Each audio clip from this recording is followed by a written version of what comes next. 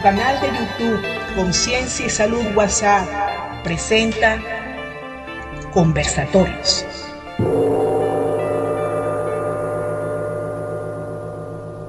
Hola mi gente querida y buena. Bueno, como siempre agradecido con la doctora Vilela, ya que atendió su invitación para hablar sobre lo que es la alegría de sanar. Y la alegría de sanar se refiere a mi más reciente obra, en donde expongo allí varias situaciones, incluso varios temas. Pero, como siempre digo en mis talleres, cursos, entrevistas o seminarios, que las emociones son las que nos mueven o nos paralizan. Y en mi primer libro, Doctor, mi mascota tiene lo mismo que yo, qué casualidad, justamente hablo de esas enfermedades que son proporcionadas o son los efectos de cuya causa son las emociones, pero esta vez emociones no canalizadas. Y para esas emociones no canalizadas, por supuesto, he hecho mano de una inmensa herramienta en donde en este grupo hay muchos y muy buenos terapeutas florales. ¿Por qué la terapéutica floral? Porque en un animal yo no puedo hacer ni un psicoanálisis, ni una terapia de vidas pasadas, ni nada de esas cosas porque los animales no son capaces de verbalizar. Entonces, ¿qué hago? Trabajar sus emociones con esta espectacular herramienta que son las esencias florales. Básicamente eso. Pero eso es, como decía en un principio, emociones no canalizadas. Pero hay otra rama de las enfermedades cuyo origen son las emociones, que son los conflictos emocionales. Y es justamente aquí donde me voy a referir a Hammer, al doctor Hammer, quien fue quien descubrió o es el padre de toda esta nueva rama de la medicina llamada por algunos la medicina germánica o la nueva medicina germánica, en cuyo basamento se trata sobre qué ocurre cuando hay un conflicto emocional. Y para eso vamos a desglosar lo que es un conflicto emocional.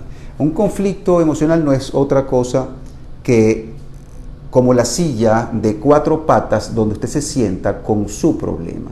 ¿Y cuáles son esas 4 patas de esa silla? Primero, que haya un shock.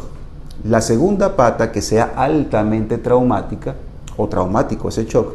La tercera, que te agarre a contrapié o incluso desprevenido. Y la última, que la vivas en aislamiento. Cuando se instala ese conflicto emocional impacta a la psique. La psique de inmediato impacta al cerebro, produciendo realmente en fisiopatología lo que se llamaría una gliosis o la inflamación de la glía, o como se le dice en la nueva medicina germánica, un foco de Hammer.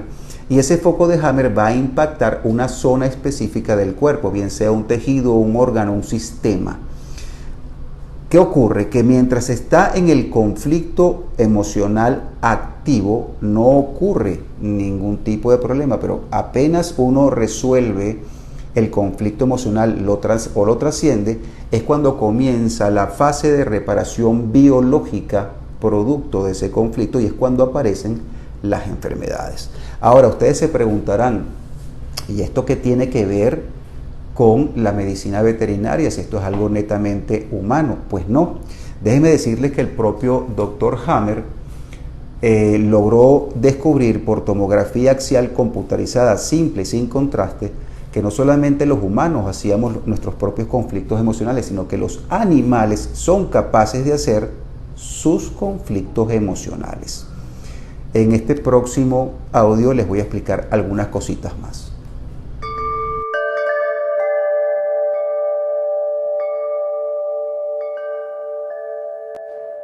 Vale, hablando entonces o continuando con el tema de Hammer, les cuento que cuando el doctor Fermín Moriano hace muchísimos años atrás estuvo en Venezuela para traer justamente a las Américas todos estos postulados, él nos comentaba sobre que lo que les acabo de decir en el segmento anterior, que los animales eran capaces de hacer sus propios conflictos emocionales. Y yo le decía a él, en esa época yo tenía más o menos unos 6 años estudiando la psicosomática, y yo en mi casuística había llegado a la conclusión de que sí, los animales es posible que hicieran sus propios conflictos emocionales, pero muchos de esos conflictos emocionales o muchas enfermedades de los animales de compañía tenían muchísimo que ver con la emocionalidad del dueño. o sea, de ese padre no biológico, pero sí energético, que influenciaba directamente por onda ecotímica o por resonancia mórfica, como descubro después en la sintergética, que es un tema que vamos a abordar más adelante, eran capaces de manifestar enfermedades en conjunto al mismo tiempo con sus dueños o incluso adelantándose a estos. Y resulta que la gran sorpresa que hace apenas unos 3 o 4 meses atrás estaba haciendo todo un curso sobre el cerebro y yo le comentaba al doctor Hernán Toro, que es el médico quien sirvió de facilitador en este curso, todo esto. Y le decía que en mis libros yo mencionaba en base a mi casuística y a todo lo investigado por diferentes autores, que hasta el 95% de las enfermedades causadas en humanos y en sus animales de compañía tienen que ver con emociones no canalizadas o con conflictos emocionales. El otro 5% pertenece a enfermedades tipo hereditarias, congénitas, causales, accidentales, que también en muchos de esos casos tiene que ver una emocionalidad. Y él me dijo, no doctor, no es así. Está investigado por investigaciones severas de tercera línea que no llega al 95%. El porcentaje de transmisión es de un 75.7%, a lo cual yo dije, bueno, entonces tengo un gran error. Bueno, sí es posible que lo tenga, pero es que le parece poco el 75.7% que las enfermedades en los animales de compañía y en los hijos humanos en edad pediátrica de humanos normales estén influenciados en ese porcentaje. La verdad es que es nada despreciable y nada poco. ¿Qué significa esto entonces para todos los que estamos en este grupo que nos empeñamos en no curar, sino sanar? Curar no es que sea malo, curar es bien bueno para quien le gusta lo malo. Lo óptimo es sanar, pero por supuesto no siempre podemos llegar a eso. Pero yo estoy seguro que todos los que estamos en este grupo hemos experimentado esa alegría de sanar. Ahora, ¿cuál es la propuesta cuando se trata de animales? Y la fuente emanadora es el humano. Bueno, tenemos que obligatoriamente tratar a la fuente emanadora, que es el padre no biológico de este ser biológico llamado mascota, que se constituye como nuestro hijo no biológico, pero sí energético. Y al tratar la fuente emanadora y por supuesto también tratar al paciente original, en mi caso, que es el paciente animal, se obtiene una sanación por partida doble. Y entonces esa sanación y ese efecto milagroso es espectacularmente bueno. ¿Y por qué digo efecto milagroso y no lo llamo milagro? Porque según también aprendí con todo este movimiento energético, que es que el concepto de milagro no es lo que uno ve. El milagro es el proceso y el efecto, que es lo que uno ve, al cual llama milagro, no es el milagro, es el efecto. Ahora viene el capítulo de la sintergética, en el cual voy a hacer un somero repaso porque ya tuvimos un conversatorio sobre eso. Estás escuchando Conversatorios.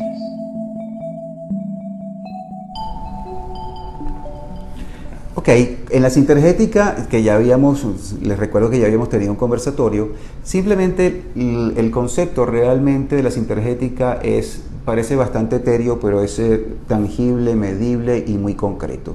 Y no es otra cosa que el estudio, la investigación y puesta en práctica de los métodos más antiguos e incluso más modernos de todo lo que tenga que ver con terapéutica, medicinas. Y cuando hablo de medicina estoy hablando desde las más antiguas como la ayurveda, pasando por la homeopatía, la alopatía, incluyendo la cirugía. La cirugía y los métodos modernos no escapan a la sintergética porque es un movimiento integrativo, pero por supuesto tiene que haber orden en ese concierto, porque no se puede amalgamar todo. Y cuando digo también terapia, estoy hablando desde el mismo Reiki, esencias florales, acupuntura, lo que ustedes puedan imaginar y puedan integrar, pero haciendo un orden en ese concierto. Y voy a enlazar ahora otro tema que son, mejor dicho, las terapias a distancia. En las terapias a distancia, cuando yo vi por primera vez eso, yo pensé que era una artimaña de mi profesor, ya que el profesor mío de acupuntura y homeopatía un día nos llama a los alumnos más avanzados y le pregunta al grupo si alguno tenía un dolor o una molestia, y una condiscípula mía levantó la mano y dijo que tenía dolor de cabeza. Entonces él agarró una figura humana en un cartón, o sea, mejor dicho, un cartón dibujada la figura humana y los puntos de acupuntura, hizo que se arrancara un cabello, con un clip lo puso en la cabeza de este muñeco de cartón y comenzó a apunturar algunos puntos en ese cartón. Seguimos dando la clase y a los 10 minutos él le pregunta cómo va el dolor de cabeza.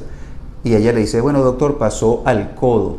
Ah, perfecto. Hizo otra punción en otro punto y al ratico le preguntó y ella le dijo que había desaparecido.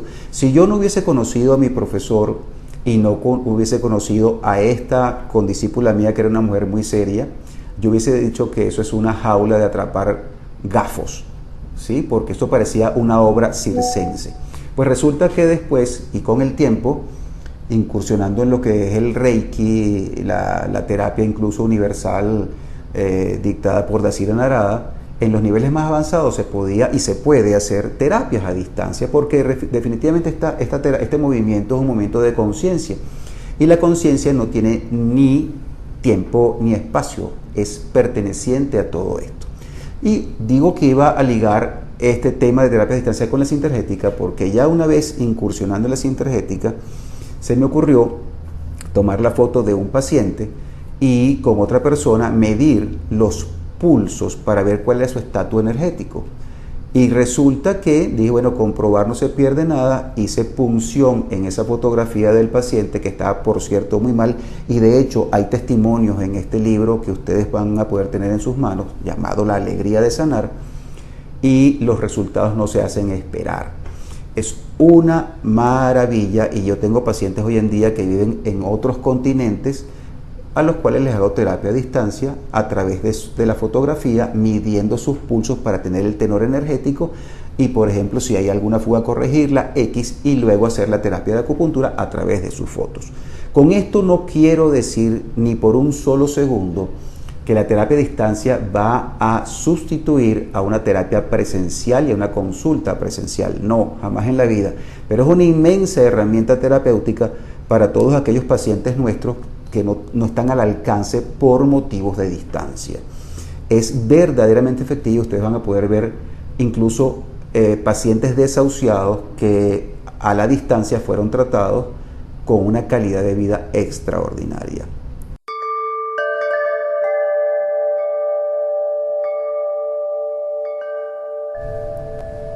Quiero hablarles ahora de un capítulo que es el tercer capítulo realmente, el cual quiero mucho, lo quiero sobremanera porque es algo que me pasó a mí en carne propia y se llama o se titula ese capítulo Renuncia al resultado. Les cuento que en un seminario que estuve con el doctor Jorge Carvajal en el Páramo La Culata, estado Mérida, en Venezuela, fue un seminario de pura bioenergética, no existía en ese momento la sintergética. Y ustedes no se imaginan cuánto pude yo aprender. Ya yo tenía años estudiando medicina holística y alternativa, manejando varias disciplinas, pero resulta que este señor, que para mí es un santo vivo, no tiene ni una micra de desperdicio en cada seminario o cada discurso que da o cada palabra que ustedes puedan escuchar de él. Y resulta que el domingo, que fue el último día del seminario, él se queda viendo donde estoy yo estaba al final del salón y él dice en voz alta: doctor, ya deje de llamar a sus pacientes. Claro, él se queda mirando donde estoy yo volteo hacia los lados porque esta eminencia diciéndome a mí doctor, no lo podía creer, y se me queda mirando y dice: sí doctor, es con usted, deje de llamar a sus pacientes. Y yo me preguntaba en mis pensamientos, bueno, ¿y cómo carrizo sabe este doctor que a mí me gusta llamar a mis pacientes? Entonces él me dice: sí, fíjese doctor, cuando usted llama a sus pacientes, esa persona dice: ay, mire qué doctor tan querido, qué preocupado, qué maravilla. Y cuando a usted le dice ese paciente que está bien, usted se eleva como la espuma de la cerveza.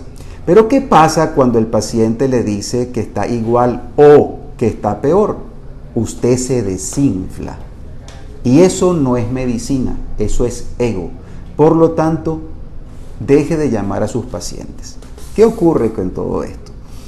Ese acto se constituye justamente en el título de ese capítulo, que es renunciar al resultado, lo cual no es otra cosa que hacer el trabajo como terapeuta con una pureza de intención, con un poco de conocimiento de causa, porque hay que trabajar con conocimiento de causa, si no, imagínense ustedes, estaríamos como empíricos cualitativos, y genuinamente invitar al paciente a que también renuncie al resultado, porque tiene que hacer un trabajo desde el desapego.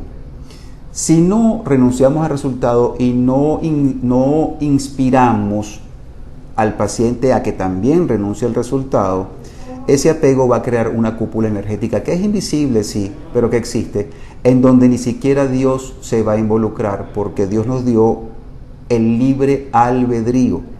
Y si usted decide consciente o inconscientemente con esa cúpula energética de apego que nadie entre, pues Él va a ser el primero que no va a entrar, porque Él no va a faltar a su palabra.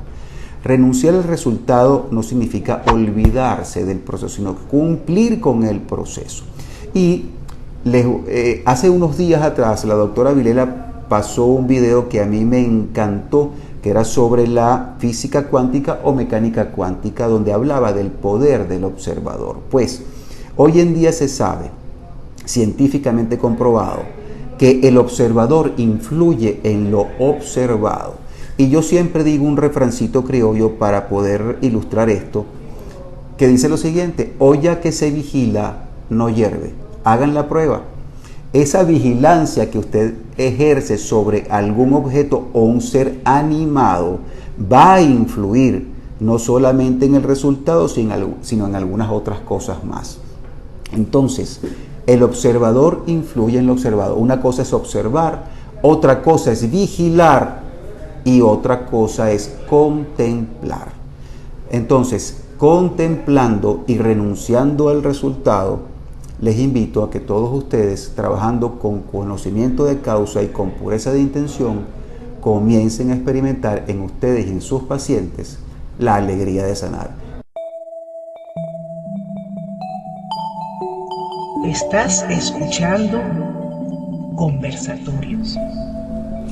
Bueno, y ya llegando al cuarto capítulo, titulado La improductiva ansiedad, tengo que comenzar diciendo que la ansiedad muchas personas lo toman como si fuese una patología, y verdaderamente no lo es. Es en los humanos una sintomatología, o puede ser parte de un síndrome, y en animales es un signo clínico de que de otras muchas cosas que están pasando a nivel emocional, que hacen mella o repercuten en el campo físico. Por ejemplo, les cuento que en mi experiencia, la inmensa mayoría de los perros convulsivos manifiestan ese signo clínico, o sea, la convulsión, por ansiedad. Una cosa, les recuerdo, una cosa son las convulsiones y otra cosa es ser epiléptico. La epilepsia es una cosa, las convulsiones son otras. Que en la epilepsia se convulsiona, sí, pero son dos cosas diferentes. Entonces, muchas veces el problema de las convulsiones se tratan justamente eliminando la ansiedad. ¿Cómo se elimina la ansiedad? Aquí doy varios métodos, evidentemente, pero lo que quiero hacer hincapié es que la ansiedad puede ser, ahora sí como signo clínico emocional, puede ser la etiología de algunas enfermedades muy comunes y que son de muy larga data en la resolución, como por ejemplo problemas de conducta, problemas de piel que cursan con prurito, ya les hablé incluso de las convulsiones, y problemas de agresividad. Todo esto se puede manejar perfectamente haciendo una pequeña reconducción al perro, entrenando por supuesto al dueño, porque el perro, aunque ustedes no lo crean, siempre sabe lo que tiene que hacer. Quien no sabemos somos los seres humanos. Entonces hay que reconducir un poquito al perro, entrenar a su dueño y por supuesto apoyarnos en las terapias que ya todos en este grupo manejan, como son las terapias florales, la terapia de acupuntura o incluso terapia neural, dependiendo de lo que requiera esa mascota, y homeopatía o algunas de las otras que ustedes también manejan. Lo que quiero hacerles ver con todo esto es que la ansiedad es la productora silente de enfermedades que se manifiestan en ese soma de nuestros animales. Y no quiero hablarles de la ansiedad en el humano porque eso lo manejan ustedes que yo, ya que la inmensa mayoría de los terapeutas y médicos que están en este grupo son humanos. Me despido cordialmente, mandándoles un saludo y un abrazo bien cariñoso. Que estén muy bien y espero haberles sido útiles.